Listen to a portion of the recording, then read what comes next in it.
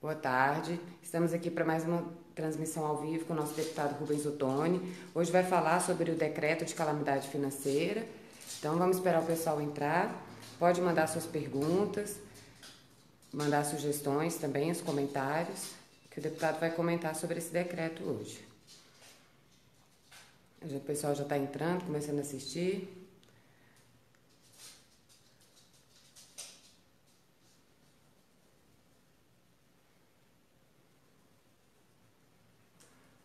Olá, amigos e amigas, nós estamos aqui mais uma vez para o nosso bate-papo, dessa vez, nessa semana, sobre um assunto especial, pedido justamente por vocês, diante da necessidade e da urgência de posicionamento sobre o decreto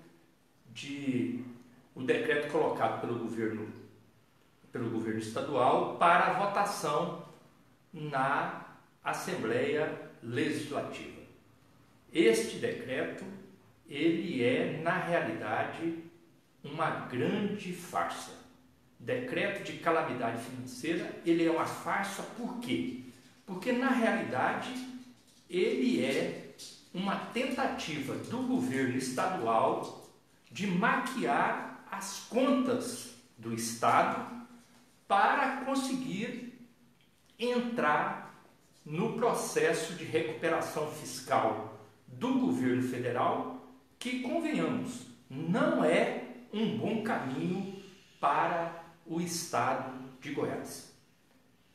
Aí alguém pode perguntar, mas se você não reconhece que o estado de Goiás está vivendo dificuldade, será que não dá para ver que as finanças estão arrombadas? É verdade. Nós estamos vivendo um momento em Goiás de desequilíbrio das contas, um momento de crise fiscal, mas isso está longe de ser calamidade financeira. E tentar transformar uma dificuldade financeira, uma crise fiscal em calamidade é de uma irresponsabilidade total, até porque prejudica o Estado a médio e longo prazo. É fácil de entender qual o investidor que vai ter ânimo, vai ter interesse, vai ter disposição de vir para Goiás, sabendo que o Estado está decretando calamidade financeira. Então, me parece que essa saída colocada pelo governo do Estado de tentar buscar esse decreto de calamidade financeira, ele é o caminho do comodismo e eu diria da incompetência, porque não é isso que se espera de um governo. Ficar fazendo a disputa antiga da política dos coronéis para tentar provar que a responsabilidade é de um, é de A ou de B, enquanto o povo no meio paga a conta, isso é inadmissível e é uma política antiquada, superada. Aí alguém pode perguntar, mas se você acha que não pode ter o decreto de calamidade financeira, qual seria o caminho para o governo? Tem vários. Precisaria discutir uma estratégia para a superação da crise. Isso é verdade. Isso passa por quê? Isso passa pelo corte de gastos, pela revisão dos grandes contratos com empreiteiras, com grandes empresas privadas. Isso passa também por uma estratégia de cobrança imediata dos débitos dos grandes devedores. Passa por elaborar uma política de fiscalização tributária que garanta que aqueles que têm que pagar os seus tributos realmente paguem, mas não. Isso nós não estamos ouvindo uma palavra sequer. Agora, cortar no salário do servidor, essa é a primeira coisa que eles lembram, o que é um absurdo e que demonstra que esse governo é um governo elitista, que na primeira necessidade de corte, ele não pensa em cortar nos privilégios do andar de cima. Ele lembra de cortar nos direitos do de baixo, daqueles que já não têm quase nada.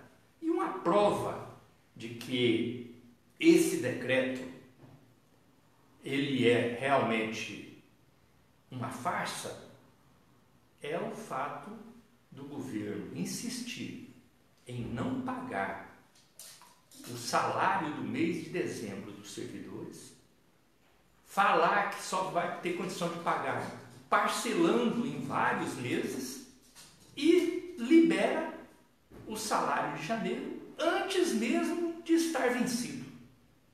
Isso é a prova evidente que nós estamos diante de uma farsa.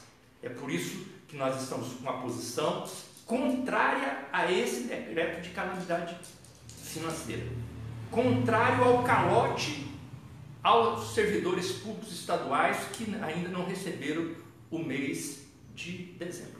Rubens, muitas pessoas estão participando aqui. A Maria Célia agradecendo.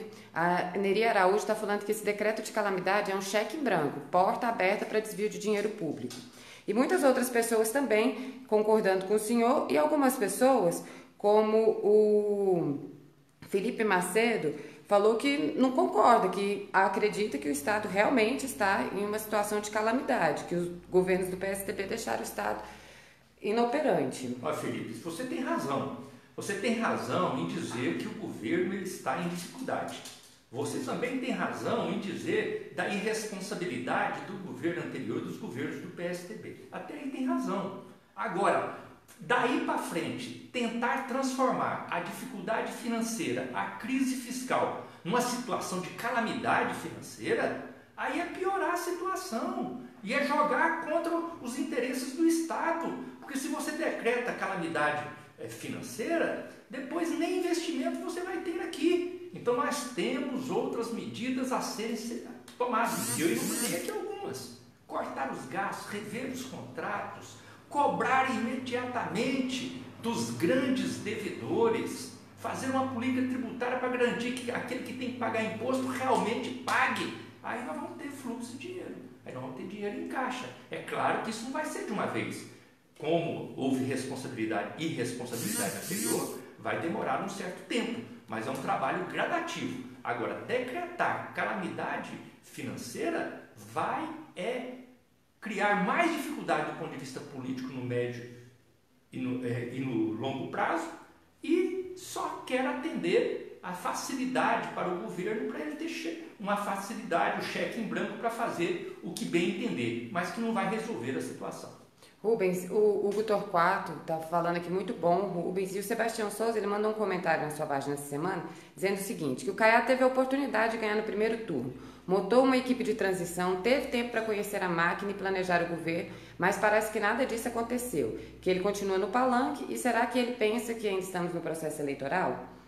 E aí também várias outras pessoas participando aqui, a Valéria, a Renilda, o Dorivan, todas as pessoas concordando com o que o senhor está falando. Eu agradeço aí a participação, e nós estamos fazendo justamente esse bate-papo, essa transmissão ao vivo no dia de hoje, de maneira excepcional, justamente pelo pedido de vocês, pelas manifestações nas redes sociais, pelos questionamentos que nós tivemos durante a semana e pelas dúvidas que foram levantadas a respeito desse decreto apresentado pelo governo na Assembleia Legislativa.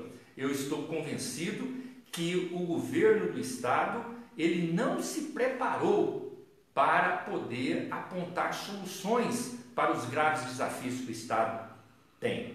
Dizer que o governo anterior deixou o Estado em situação financeira difícil, isso é o óbvio. Isso já se dizia na campanha. Então, agora não pode dizer, agora nós vamos ter que ver o que nós vamos fazer. E parece que a opção que o governo do Estado está tendo é apenas de esperar pela ajuda do governo federal, ajuda que não virá. E isso não é estratégia de governo, ficar com o pires na mão esperando a ajuda do governo federal. Ele tem que fazer a sua parte. E tem muita coisa que pode ser feita. E é para isso que eu vejo que o governo eleito, ele não se preparou, porque a transição, todo esse debate, todo esse planejamento tinha que ter sido feito na época de transição. A transição existe para isso. Entre a vitória eleitoral e a posse, existe um período.